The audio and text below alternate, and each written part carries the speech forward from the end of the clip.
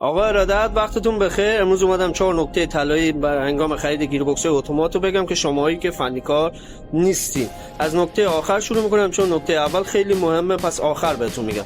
نکته چهارم اینه که گیربکس که میخرین صرفا پلم باشه، شسته نباشه. گیربکس به همین شکل تر و تمیز باشه. گیربکس شسته نخرین. نکته سوم اینه که گیربکس که میخرین سر شافت به همین شکل تمیز باشه.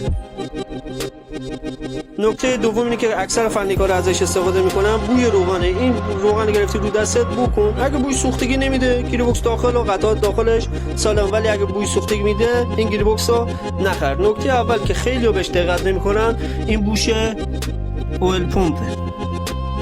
نگاه کنید یه سری سوراخ‌ها روشه، دقیقاً این قسمت. دیدین این سوراخ اگه به همین شکل عمقی بوده، سایدگی نداشته روش، این گیربکس کم کار کرده، یعنی نشون میده این گیربکس کارکردش خیلی کمه. ولی اگه سایدگی داشته این گیربکس کارکردش بالاه، این گیربکس رو نخرین. اگه از این پست خوشت اومد پست ما رو سیو داشته باش، به دوستانتونم معرفی کن.